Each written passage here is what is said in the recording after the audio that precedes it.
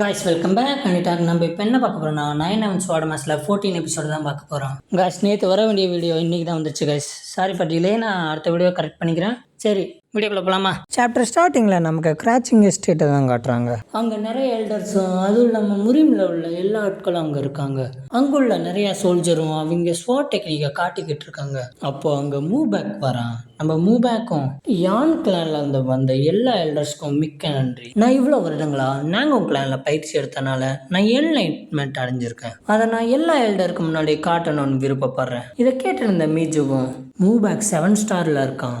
என்னோட இறந்து போன ஹஸ்பண்ட் லெவலுக்கு இவன் ரீச் ஆகலைனாலும் ஆனால் இப்போ உள்ள எக்ஸ்பர்ட்ரஸில் இவனும் ஒருத்தனாக இருப்பான். நம்ம மூவ் பேக்கும் அவனோட ஸ்வாட் டெக்னிக்லாம் செஞ்சு காட்டிட்டு இருக்கான். அதை பார்த்த எல்டரும் இதுக்கு வாய்ப்பு இல்லை, இது அதுதானே அப்படி சொல்லிக்கிட்டு இருக்காங்க. அப்போ நம்ம மூவ் பேக்கும் அவனோட கீயை வெளிக்கொண்டு வர்றான். அப்போ அவன் மனசுக்குள்ள ஒரு டிராகனை இமேஜ் பண்ணி ஒரு டிராகனோட கிளா அட்டாக் எப்படி இருக்குமோ அதே மாதிரி தான் நம்ம ஸ்வாட் அட்டாக் இருக்கணும் அப்படி சொல்லிட்டு அவன் கண்ணை திறந்து ஒரு ஸ்ட்ரெயிட்டான அட்டாக்கை லேண்ட் பண்ணுறான். அந்த அட்டாக்கோட இம்பேக்டில் ஒரு 3 கோடு ரொம்ப தூரம் போகுது, அந்த எல்டர் கிட்டேயே போயிடுச்சு. இதை பார்த்து எல்டரோ இதுக்கு வாய்ப்பு இல்லையே, என்ன ஒரு பவர்ஃபுல்லான அட்டாக் இது confirm blessed dragon splitting claws technique ஆச்சு.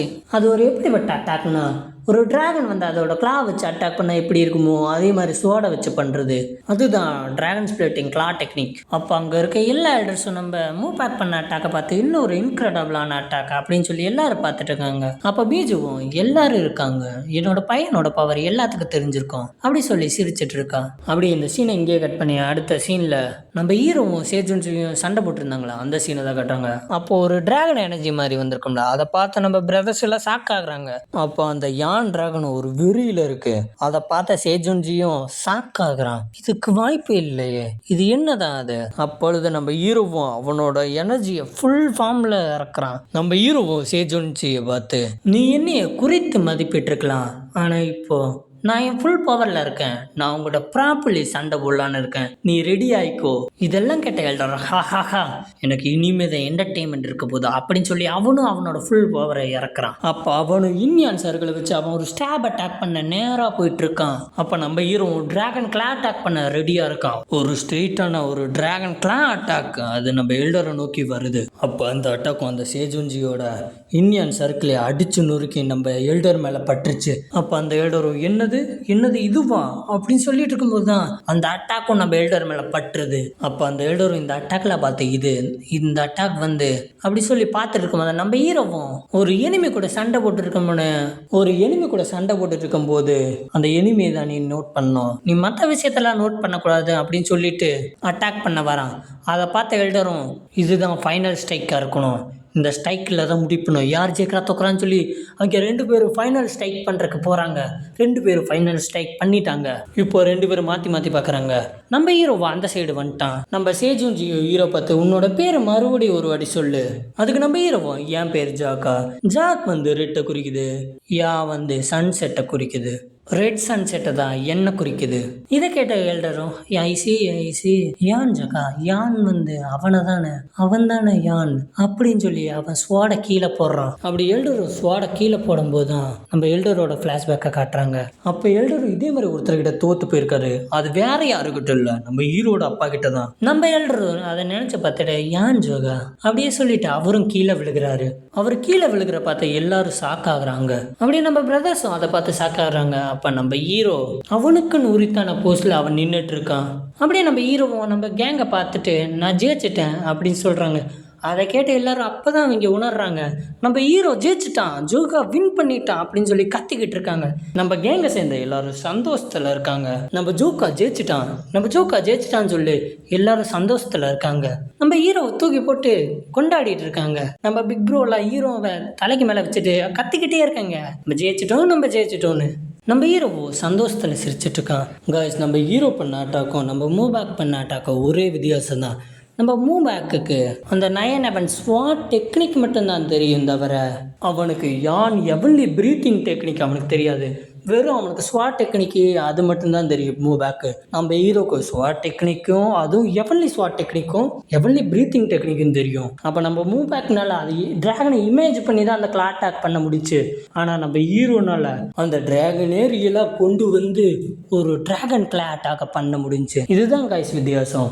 நம்ம மூபேக்கு வந்து ஸ்வாட் டெக்னிக் தான் தெரியும். அந்த ஸ்வாட் டெக்னிக் மீடியம் டெக்னிக் தான் தெரியும் தவிர ஃபுல்லாக அவனுக்கு தெரியாது. ஏன்னா அந்த மிரர் வந்து நம்ம ஹீரோக்கு மட்டும்தான் சொல்லி தந்திருக்காரு. அதுவும் இல்லாமல் நம்ம ஹீரோட அப்பாவும் ஹீரோட அம்மா இறந்த பிறகு யாருக்கும் நம்ம ஹீரோட அப்பா டெக்னிக்கை கற்றுக் கொடுக்கல. அந்த யான் கிளானுக்குள்ளே ஸ்வாட் டெக்னிக்கெல்லாம் பரவி இருக்கும்ல, அதுதான் நம்ம மூபேக்கு தெரியும் தவிர ஃபுல்லாக அவனுக்கு தெரியாது. அதனால தான் இவ்வளோ வித்தியாசம். அதுவும் இல்லாமல் எனக்கு ஒரு சந்தேகம் இருக்குது. நம்ம மீஜுவும் நம்ம மூபேக்கை பார்த்து 7 ஸ்டார் லெவலில் ரீச் பண்ணிட்டான்னு சொல்கிறாங்க. அது வந்து அந்த 9/11 ஸ்வாட் டெக்னிக் தான் சொல்கிறாங்கன்னு நினைக்கிறேன். அதில் 7 ஸ்டார் இல்லையுமே ரீச் பண்ணிட்டானா அப்படின்னா நம்ம ஹீரோ எவ்வளோ லெவலில் ரீச் பண்ணியிருப்பான்? 7 ஸ்டார் மேலே 9 ஸ்டாரே ரீச் பண்ணியிருப்பானே என்னன்னு தெரியலையே. ஆனாலும் நீங்கள் மூபேக்கை வீக்கானவன்னு நினைக்கவே கூடாது. ஏன்னா மூபேக்கு நாங்குன் கிளான் டெக்னிக்கும் தெரியும், யான் கிளான் டெக்னிக்கும் தெரியும். அதை நீங்கள் மைண்டில் வச்சா போதும். கைஸ் நான் ரொம்ப பேசிட்டேன் போல். சரி சாப்டர்ல போகலாம்.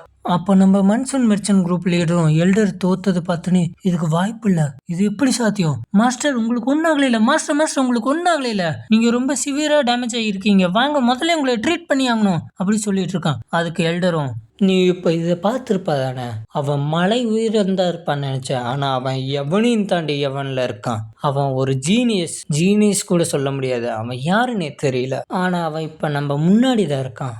அப்படியே எல்டரும் மன்சூன் மெர்ச்சன்ட் குரூப் லீடரை பார்த்து அடிப்பணியவா.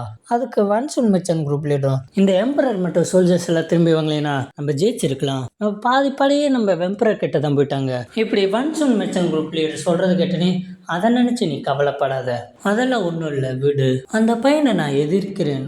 ஆனாலும் இப்போ அப்படியே நமக்கு ஏன்னா மாகாணத்தின் சவுத் ஏரியா தான் கட்டுறாங்க. அங்கே இந்த ரூமர்ஸை பற்றி தான் பேசிட்டு இருக்காங்க.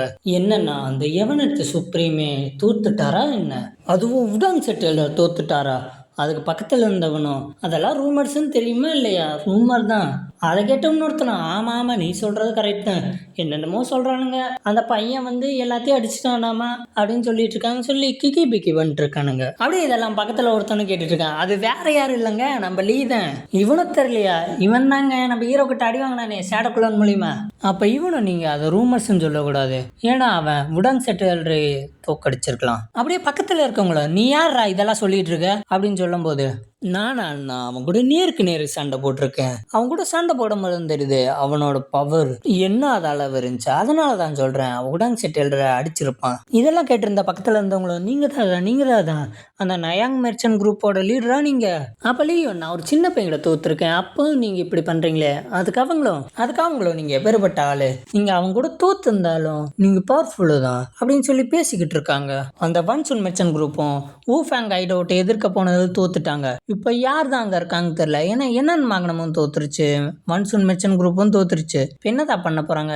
யார் தான் அந்த மன்சூன் மெர்ச்சன்ட் குரூப் அழிக்க போறாங்களோ அந்த மன்சூன் குரூப் லீடரும் ரூமர்ஸ் எல்லாம் பரவாத மாதிரி பார்த்துக்கிறான். ஏன்னா மன்சூன் மெர்ச்சன்ட் குரூப்புக்கும் உடாங் செட்டுக்கும் எந்த ஒரு தப்பான பேரை இழிவுபடுத்தக்கூடாது அப்படின்னு சொல்லி அவர் வேலையை செய்யறாரு. ஏன்னா எந்த ஒரு ரூமர்ஸ் பரவக்கூடாதுன்னு சொல்லி. ஆனாலும் ரூமர் பரவாம இருக்கும். அப்படியே பேச்சு வாக்கில் அந்த ரூமர் அப்படியே பரவிக்கிட்டே இருக்கு. அந்த என்னன்னு சவுத் ஏரியா ஃபுல்லாவே பரவிடுச்சு. அப்படி என்னன்னு பரவி இருக்குன்னா, அந்த மிட் ஃபூஃபாங்கள 10 இலை சோல்ஜர் இருக்காங்களாமா, அந்த 10 இலை சோல்ஜரும் வந்த மன்சூன் மெர்ச்சன்ட் குரூப்பை பார்த்துக்கிட்டாங்களாமா. அங்க ஒரே ஒரு ஆள் ஸ்வாட்ல கை தேர்ந்தவன் சொல்றப்ப 7th பிரதரான அவன் அந்த எல்டரை பார்த்துக்கிட்டானாமா அப்படின்னு ரூமர்ஸ் பரவிட்டு இருக்கு. அப்படியே இந்த ரூமர்ஸ் எல்லாம் கேட்டு இருக்க ஒருத்தனும் அப்படி கிளம்புறான். இந்த ரூமர்ஸை கேட்டோடனே நம்ம பாஸ் கிட்ட சொல்லணும் அப்படின்னு சொல்லி அவன் கிளம்புறான். நமக்கு அந்த 2 பேர் தான் கட்டுறாங்க. அந்த 2 பேர் யாரும் இல்லை, யாருக்கிட்ட சொல்றான்னு போய் பார்த்தா நம்ம கேங்கெல்லாம் போய் ஒரு 2 பேர்த்துக்கிட்ட மண்டி போட்டு எங்களை கேங்கில் சேர்த்துக்கோங்க, எங்கள் பேண்டு நியூனில் சேர்த்துக்கோங்கன்னு சொல்லிட்டு இருப்பாங்களே, அந்த 2 பேர் தான், மொட்டையனும் அந்த ஒத்த கண்ணனும். அப்போ அந்த சோல்ஜரும் இந்த ரூமர்ஸ் கேட்டதெல்லாம் அப்படியே சொல்கிறான். அதுக்கு அந்த 2 பேரும், ஓ ஃபூஃபேங் மிட் ஃபூஃபாங்க, இது நான் தானே அவங்கள பேர் விட்டேன், அவங்கள நான் ஏன் சேர்த்துக்கிட்டேன், நான் பேண்ட் யூனியன் ஆளு சேர்க்கும் போது அவனை சேர்த்துனேன், அவங்கள ஒரு பகடக்காயாக தான் நான் யூஸ் பண்ணிக்கலாம்னு நினச்சேன். ஏன்னா அவங்க ஏரியா சுற்றி ஃபுல்லாக மெர்ச்சன்ட் குரூப்பாக தான் இருந்துச்சு, அது நிறைய மெர்ச்சன்ட் குரூப் இருந்துச்சு, நான் அவனுங்க அழிஞ்சிருவாங்க நான் நினச்சேன். ஆனால் அவனுங்க வந்து 10 பேர்த்தை சேர்த்துட்டாங்க போல, அதுவும் 10 பேர்த்தில் ஒருத்தன் ரொம்ப பவர்ஃபுல்லாக இருப்பான்னு நினைக்கிறேன். அவங்களுக்கு கிடைச்சது ரொம்ப அதிர்ஷ்டம் பண்ணியிருக்குன்னு நினைக்கிறேன். அப்படியே இதெல்லாம் கேட்டிருந்த பின்னாடி ஒருத்தரும் ஒரு 7 எலிக தானே இருந்தாங்க. நம்ம மாஸ்டர் நமக்கு என்ன சொன்னார்னா, நம்மளோட பேண்டேட்டினோட நம்பர்ஸை டபுள் மடங்கா மாற்றணும்னு.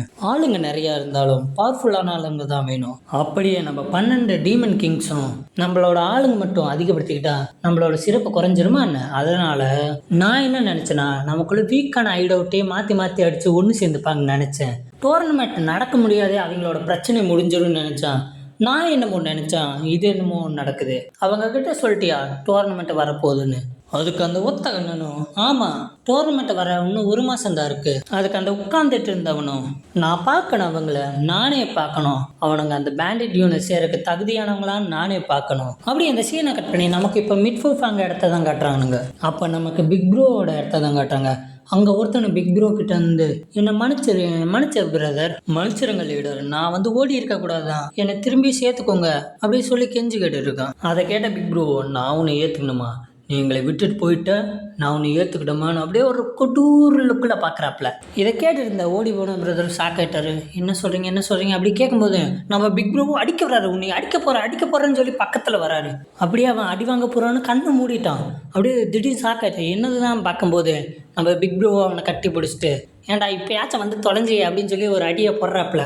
இதெல்லாம் பார்த்தவனோ, ஐடோட் லீடர், நீங்கள் ரொம்ப நல்லவங்க லீடர், நீங்கள் என்ன சொன்னாலும் நான் ஒன்றுமே கரெக்டாக செய்வேன் லீடர், நான் எதுவும் கோச்சுக்கு போக மாட்டேன் லீடர், நான் உங்களை ஏமாற்ற மாட்டேன் லீடர் அப்படி சொல்லிக்கிட்டு அவன் பாட்டுக்கு போகிறான். அப்போ நம்மளோட செகண்ட் பிரதரும், என்ன நீ அவனை ஈஸியாக சேர்த்துக்கிட்ட, இதனால் நம்ம மிட்ஃபுல்ஃபாங் மேலே ஒரு தப்பான பேர் வராதா என்ன? அப்படியே நம்ம இப்போ புது மெம்பர்ஸ் எல்லாம் சேர்த்தணும். அதுவும் இல்லாமல் ஒரு நம்பிக்கை உள்ள மெம்பர்ஸாக சேர்த்தணும். எந்த பிரச்சனையாக இருந்தாலும் நம்ம கூட இருக்கிற மாதிரி ஒரு ஆளை சேர்க்கணும். இதை கேட்ட பிக் ப்ரோ, ஆமாம் நீ சொல்கிற சரிதான். அதுவும் இல்லாமல் நம்மளை இப்போ தான் அந்த பேண்டிட் யூனியன் அக்னாலேஜ் பண்ணியிருக்கானுங்க. அதுவும் இல்லாமல் அந்த பேண்டிட் யூனியன் டபுள் மடங்காக ஆளுங்களாக சேர்த்துட்டானுங்க. புது ஐடவுட் எல்லாம் பழைய ஐடவுட் ஆளுங்கள்லாம் ஒரு எலி மாதிரி பார்க்குறானுங்க. அதனால தான் நமக்குலாம் எந்த சப்போர்ட்டும் பண்ணலை.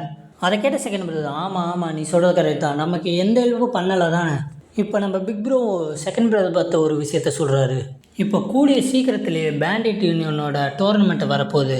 அதில் நம்ம யாருன்னு காட்டணும். நம்ம ஒரு எலியெல்லாம் கிடையாதுன்னு அவங்களுக்கு காட்டணும். அதுவும் இல்லாமல் அங்கே நிறைய ஐடவுட்டு கூட எல்லாம் கொலாபரேட் பண்ணால் நம்ம சேஃப்டியாக இருப்போம். அதுவும் இல்லாமல் நம்ம ஜோக்காவுக்கு ரொம்ப பர்டன் கொடுக்குறோம். இனிமேல் போன வாட்டி நடந்த மாதிரி நம்ம பண்ணக்கூடாது. இந்த பேண்டிட் யூனியனில் சேர்ந்து நமக்கு அந்த பேண்டிட் யூனியன் பேர் மட்டும் கிடச்சிச்சுன்னா நம்மளை யாரும் தொந்தரவு பண்ண மாட்டாங்க. அந்த பேர் இருக்கனாலே யாருமே தொந்தரவு பண்ண மாட்டாங்க. அதெல்லாம் கேட்ட செகண்ட் பிரதர், சரி பார்த்துக்கலாம். அதுவும் இல்லாமல் நம்ம நிறைய பேருக்கு சாப்பாடு போடணும், நமக்கு பொறுப்பு வந்துருச்சு, அந்த விஷயத்தையும் பார்க்கணும்ல.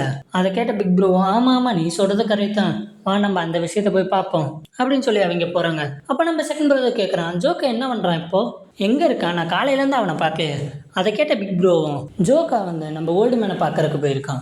காய்ஸ், ஒரு பறவை அப்பையிலேருந்து பறந்துகிட்டே இருந்துச்சு, அது எங்கே தான் போகுதுன்னு பார்த்தா நம்ம எல்டரை நோக்கி தான் போகுது. அந்த எல்டரை நோக்கி போனே நம்ம எல்டரை அந்த பறவை கொண்டு வந்த நியூஸ் எடுத்து படிக்கிறாப்புல. அது வேற யாரும் எழுதலை, நம்ம உடான் செட்டோட எல்டர் தான் எழுதியிருக்காரு. அப்படி என்ன எழுதியிருக்காருன்னா, நான் கேள்விப்பட்டேன் நீங்கள் மிட்ஃபுல்ஃபாங்லே இன்னும் இருக்கீங்களேன்னு. ஒரு உடாங் செட் சேர்ந்த பெரிய எல்டர் அவரோட சீட்டை விட்டு அவர் ரொம்ப காலமாக இருந்தா பின்னாடி வர சந்ததிகள் அவரை பற்றி தப்பாக பேச மாட்டாங்களா, உங்களை பற்றி தப்பாக பேச மாட்டாங்களா, அதனால் உடாங் செட்டுக்கு திரும்பி வாங்கன்னு கேட்டுக்கொள்கிறேன். இதை படித்த எல்டரும் அந்த லெட்டரை கீழே தூக்கி போகிறாரு. அப்போ நம்ம ஹீரோவும் வரான். நம்ம ஹீரோவும், பெரியவரே நீங்கள் இன்னும் போகலையா என்ன, நீங்கள் ஏன் இன்னும் இங்கே இருக்கீங்க, உங்கள் வீட்டுக்கெல்லாம் நீங்கள் போகிற மாதிரி ஐடியாவே இல்லையா என்ன. இதை கேட்டு எல்டரும் லைட்டாக ஒரு ஸ்மைலை போடுறாரு. அதோட இந்த சாப்டர் இங்கே முடியுது. காய்ஸ், இந்த வீடியோ வரக்கு லேட் ஆயிடுச்சு. நான் கமெண்ட்ஸில் வர தைரியமாக வந்து நான் நாளைக்கு வந்துடும் கன்ஃபார்ம் பண்ணிட்டேன். ஆனால் அது நாளை கழிச்சு தான் வரப்போகுது. இனிமேல் கரெக்டாக வந்துடும். கரெக்டாக வரலைனால வாரத்துக்கு ஒரு 5 வீடியோ வந்துடும், கவலைப்படாதீங்க. அதுவும் ஞாயிற்றுக்கிழமை மட்டும் 1/2 மணி நேரம் 3/4 மணி நேரம் வீடியோ போட ட்ரை பண்ணுறேன். சரி காய்ஸ், அதெல்லாம் இருக்கட்டும். நம்ம ஹீரோ பேர் ஜகா காய்ஸ். நான் ஜோக்கான்னு சொல்லி பழகிட்டேன். ஹீரோ பேர் ஜகா. எனக்கு அது வாயிலே வரலை. ஜோக்கானே வந்து தொலைஞ்சிருச்சு. நான் ஒன்றுமே ஜோக்கான்னு தான் சொல்ல போகிறேன். நீங்கள் அதை கமெண்ட் பண்ணுங்கள். நான் ஜோக்கான்னு சொல்லட்டா இல்லை நம்ம ஹீரோட ஒரிஜினல் பேரை வச்சு கூப்பிட்டா நீங்கள் அதை சொல்லுங்கள். சரி, நெக்ஸ்ட் வீடியோவில் பார்ப்போம். சரி, வரட்டா.